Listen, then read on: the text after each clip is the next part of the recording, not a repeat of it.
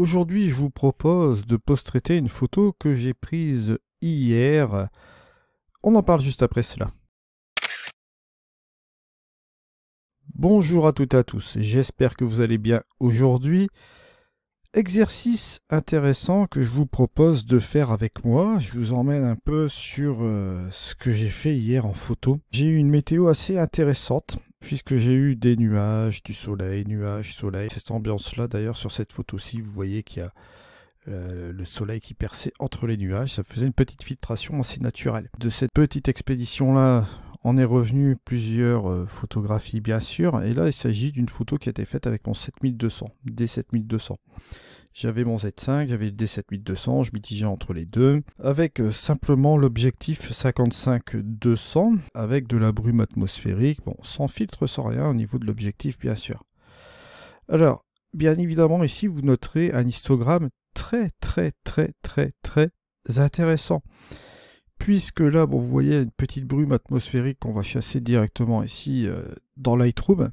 Je vais faire ici tout d'abord dans Lightroom. Et vous verrez qu'après, on se rendra un petit peu dans Luminaire Neo aussi également. Je vais essayer de faire quelque chose avec cela, parce que bon, je vois la chose ici. On va revoir le cadrage aussi également. Et comme je vous le dis ici, cet histogramme me permet beaucoup de marge ici, au niveau de l'avancée de cette post-production, puisqu'on a beaucoup de place ici, comme vous voyez là, au niveau point noir et ombre. Et ici, au niveau des hautes lumières, on peut faire aussi des choses intéressantes. C'est de la bonne matière. D'autant plus que je suis sur le profil Adobe Couleur. Je pourrais très bien prendre un profil de ma caméra, mais je vais laisser celui-ci sans aucun problème. La première chose que je vais faire, et ça va vous paraître un peu étrange, ce n'est pas un fichier bruité, je pourrais corriger directement ici mon profil de correction avec l'optique et supprimer l'aberration chromatique, c'est pas ce que je vais faire dans Lightroom. Ce que je vais utiliser tout simplement, c'est Puro 3. Alors, vous allez me dire encore une fois, pourquoi Eddie tu utilises Puro 3, qui est normalement un logiciel pour le débruitage, comme son nom l'indique avec le XD, etc. Parce que DxO Puro, ou Photolab 6 aussi également, mais là on va utiliser bien évidemment le plugin qui est plus approprié pour Lightroom ici, c'est que là, forcément, Puro va me nettoyer mon fichier, et après, quand je vais aller dans mon post-traitement, plus je vais aller dans mon post-traitement un petit peu plus loin, ça va pas me faire d'artefacts de poussière de post-production qu'on pourrait trouver dans les hautes lumières ici. Ça va me laisser toujours un fichier très propre. C'est ma façon de voir les choses. C'est pour ça que j'utilise Puro de cette manière-là. Pour avoir un fichier propre dès le départ, même si je suis en ISO 100. De toute façon, vous pouvez toujours faire l'expérience avec n'importe quel, n'importe quel fichier. Si vous avez commencé à post-traiter, au niveau des curseurs, au bout d'un moment, si vous allez au niveau de votre post-production, vous allez avoir forcément cette petite poussière numérique qui va commencer à apparaître dans les hautes lumières, parce que vous allez aller un petit peu plus loin dans la post-production, bien évidemment. Alors ça, on peut le traiter aussi au cours de la post-production avec différents outils, etc. Mais pour ne pas perdre de temps, je pars sur un bon point de départ, et je suis sûr qu'avec Puro, j'aurai pas de problème. Donc là, je vais aller tout de suite ici, prendre mon image. Je vais aller au niveau du fichier. Alors, pour utiliser Puro en plugin aussi également, vous allez dans module externe extra, s'il est installé bien sûr, vous allez le trouver traité avec le plugin DxO Puro 3. Voilà, là on a la petite interface qui arrive directement dans Lightroom, ce qui est vraiment intéressant. Alors, petite chose aussi également, là j'ai ici Deep Prime et Deep Prime XD. Sachez que là c'est la version de Puro 3.1. On a le point d'interrogation ici, on a les autres choses qui sont ici, ils ne sont pas apparents ici, le HD comme vous voyez ici, enfin le HQ plutôt et le Prime, on ne le voit pas ici dans la petite fenêtre. Pourquoi? Parce que je ne l'ai pas mis dans les préférences de Puro 3.1. La dernière mise à jour, elle vous permet d'avoir les deux derniers algorithmes en visuel ici, ou d'avoir les quatre. Moi j'ai choisi cette configuration là, bien sûr, je l'ai laissé par défaut avec les deux algorithmes les plus puissants ici. Mais sachez que vous pouvez toujours activer si vous le souhaitez, la HQ et la Prime.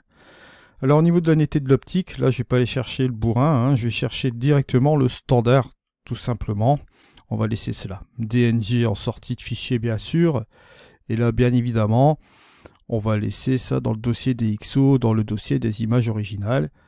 Voilà, sans aucun problème. Exportation, ne pas exporter après traitement, bien sûr. Je vais rester dans Lightroom. Je vais commencer les essentiels de cette photographie, bien sûr, dans Lightroom. Et je vais lancer l'optimisation. Là, vous voyez, bon, ça se traite directement dans Lightroom. Voilà, après vous avez la petite chose ici qui vous indique que c'est terminé. Voilà. Et on se retrouve donc avec l'image directement ici de DxO Puro 3. Alors là, ici, ce que je vais faire, je vais complètement changer le cadrage. Je vais me mettre en 5/7. Je me mets directement ici sur la droite. Et ce que je vais faire, c'est que je vais tirer un peu vers le bas. Voilà. Juste comme ceci. Je vais garder quand même la première partie qui est là. Voilà. Je vais chasser quand même une bonne partie de l'image. Allez, on va dire que juste ici, ça peut être sympa. Je vais commencer comme cela. Voilà. Je vais baisser quand même un peu. On peut rester sur une ligne de force sur la petite chose qu'on voit ici juste à l'arrière. Cliquez sur Entrée. Voilà, vous voyez que c'est déjà un petit peu plus sympa comme ça. C'est plus recentré. Et on va pouvoir travailler davantage sur cette partie-là. Ce que je vais faire en priorité sur cette photo, c'est faire une correction de voile. Voilà, vous voyez ici, petite correction de voile. Je ne vais pas faire cela. Hein. Bon, vous voyez que ça tirerait complètement le voile atmosphérique ici, mais bon, ça donnerait des couleurs assez bizarres. Donc la chose que je vais faire ici, regardez, hop, on va un peu chasser légèrement ce voile atmosphérique. Mais là, je vais prendre mon point noir, je vais prendre un peu mon point blanc juste comme ceci, comme vous le voyez là. Puisque je vais faire ici, je vais prendre mon curseur de saturation, hop, je vais l'amener ici un peu en arrière, voilà, moins 10, quelque chose de léger comme cela. Au niveau de la balance des blancs, je vais la mettre en auto. Voilà. Comme ça, il va se gérer tout seul au niveau de cette balance des blancs. C'est parfait comme cela. Et si vous faites la différence, regardez. Avant. Après. Vous voyez, c'est déjà mieux. Ça fait son boulot. Le voile atmosphérique a été chassé, hein, comme vous le voyez là. Et on a quelque chose de plus sympa comme ça. Bon, au niveau de la balance des blancs, c'est pareil. C'est plus sympa aussi comme ceci. Alors une fois qu'on a fait tout cela, bon, on pourrait se dire, bon bah tiens, qu'est-ce qu'on va faire? On pourrait faire quelque chose d'autre aussi. Oui, dans Lightroom, on peut faire quelque chose d'autre. On peut utiliser ce curseur de clarté qui va nous permettre un petit peu d'amener du micro-contraste dans les tons moyens. Alors là, ici, tout de suite, sur ce fichier RAW, on va ramener cela un peu comme cela. Faut pas y aller non plus comme un bourrin, hein. Comme vous voyez ici, bon, si on commence à la plus 44, ça va peut-être faire un peu trop. Donc regardez, si on va là, hop, 13... Allez, même 10, c'est suffisant. Voilà. Si vous revenez avant, regardez, hop, étape d'avant. On met la clarté. Vous voyez, c'est léger, mais ça passe bien. Pourquoi je fais ce traitement léger ici? Parce que tout simplement, je vais peut-être l'envoyer ici dans Luminaire Neo. Je vais peut-être en faire quelque chose. Bon, vous voyez tout ce que j'ai fait ici sur curseur. Vous voyez que là, ici, au niveau de mon fichier là, je n'aurai pas de poussière ici de traitement sans aucun problème. Là, on a vraiment quelque chose de superbe comme cela. Je vais rester comme ça. Ce que je me dis, c'est que cette petite modification qui a été faite dans Lightroom, vous voyez, bon, c'est amplement suffisant. Je vais partir directement dans Neo. Et là, pour partir dans Neo, on va partir en TIFF. Là, ce que je vais faire, je vais prendre la chose la plus intéressante ici, exporter dans Luminaire Neo. Et là, cette fois-ci, ce que je peux faire, c'est éditer une copie avec les ajustements de Lightroom. Bien sûr, on va faire cela tout de suite. On fait une exportation assez rapide comme cela.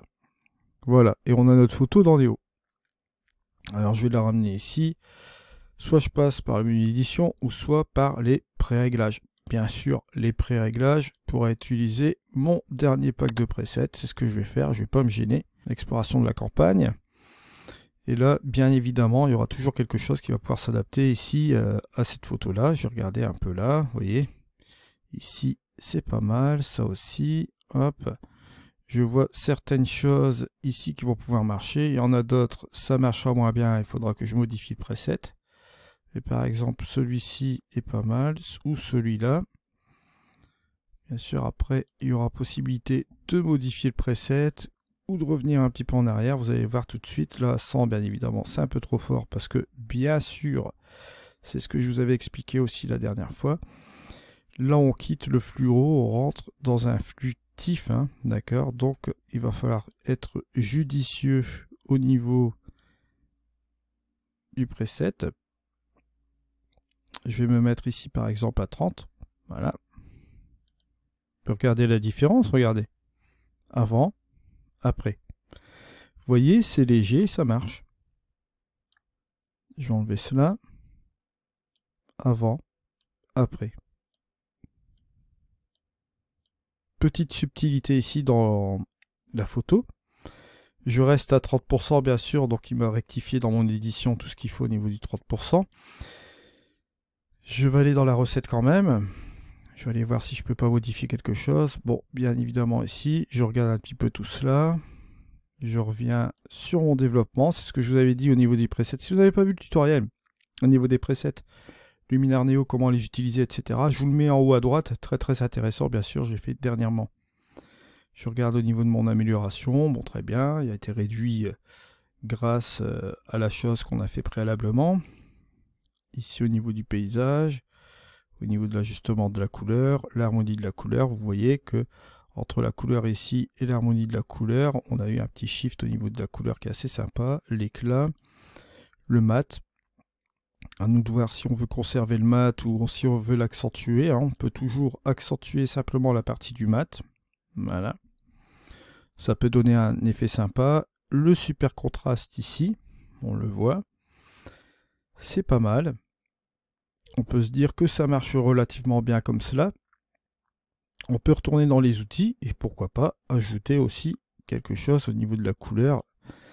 Et là au niveau des bleus, pourquoi pas, au niveau de la saturation des bleus, simplement des bleus, on pourrait aller désaturer un peu, vous voyez. Ça peut donner une idée.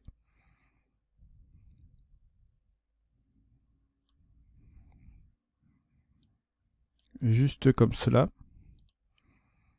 Vous voyez, je vais pas aller chercher midi à 14 h sur cette photo. J'aime bien comme elle est là. Je vais peut-être jouer aussi sur un petit vignettage. Je ne sais pas si ça peut être sympa au niveau du vignettage, puisqu'il y a vraiment de la différence de couleur, comme vous voyez là, enfin de lumière plutôt. Hein. Différence de lumière qui a été filtrée grâce au nuage. C'est pour ça que je trouve cette photo très très intéressante, bien sûr. Mais bon, là, ce qui tape vraiment à la vue, c'est bien évidemment cette maison blanche. On peut baisser ici la quantité et baisser la taille. Aller au réglage avancé, aller bien sûr en progressivité. Et partir directement à 0 ici. Et remonter un peu tout doucement. Ça peut être une idée aussi, comme vous le voyez là. On a ici le avant et le après. Ça peut marcher.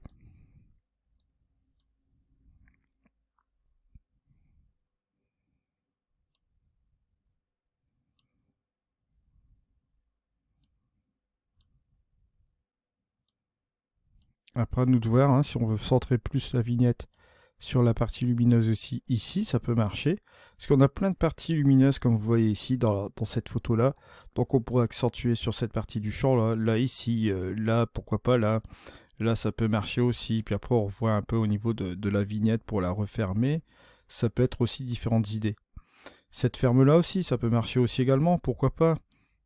On peut avoir plusieurs idées aussi, ou plus, bien sûr, la centrer ici sur cette partie-là, qui peut donner une petite idée aussi sur la photo en règle générale ici. Vous voyez, juste comme cela.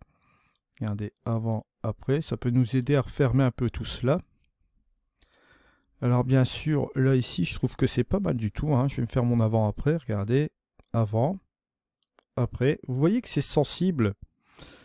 C'est pas besoin d'en mettre, d'en mettre une caisse pour la post-prod à ce niveau-là. Peut très bien être léger aussi, hein, vous voyez, avant, après. Donc on peut apporter une petite touche naturelle, comme vous le voyez bien sur cette photo. Accentuer légèrement un peu les couleurs comme cela. Maintenant, c'est au choix au niveau du dosage. Bien sûr, si vous voulez accentuer un petit peu plus le contraste, pourquoi pas appliquer Dodge and Burn. Mais bon, moi personnellement, pour cette photo-là, dans mon cas personnel, je vais pas chercher à en mettre une caisse parce qu'en fait, elle est très douce au niveau de la lumière. C'est très doux. J'ai pas envie d'accentuer avec du contraste bourrin et que ça donne une image complètement affreuse. Donc, je préfère rester comme cela. C'est quand même assez sympa comme ça. Alors, une fois que j'ai fini ça, je vais cliquer sur Appliquer. Je vais revenir en arrière.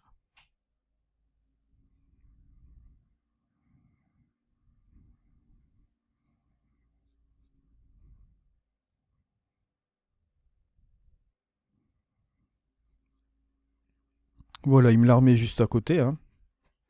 Vous voyez, juste comme ceci. Si on regarde ce qui s'est passé au niveau de la photo, la précédente ici, je vais vous montrer le point de départ. On était comme ceci avec cette photo-là. Vous voyez. On a bien évidemment fait les ajustements dans Lightroom. Ajustements légers, comme vous le voyez là. Hein. Après avoir passé par Pure RAW, bien sûr. Donc, il m'avait fait les corrections d'optique, netteté, etc. Et regardez, après, on est passé dans Lumière Néo et on a fait ça. Voilà. Vous voyez la petite subtilité entre les deux. Hein. Là et là. On voit clairement qu'il y a une amélioration des couleurs, que ça fait super sympa comme cela. Petit léger contraste aussi également. Regardez, hop, on a gonflé un petit peu l'histogramme aussi un petit peu au niveau des tonalités, etc. C'est pas violent non plus. Si on veut regarder en plein écran, regardez un petit peu cette photo. Bien foutu ici au niveau des, comment dire ça, des lumières. Pas besoin d'en mettre une caisse, comme je vous ai dit tout à l'heure. Et voilà. Voilà un petit peu où on peut en arriver aujourd'hui. Je vous proposais de faire cette photo avec moi, bien évidemment, comme vous le voyez là. On s'est bien amusé à post-traiter cette photo, bien sûr. Je vous remercie de m'avoir suivi. On se retrouve dans une prochaine vidéo. C'était Eddy. Allez, au revoir.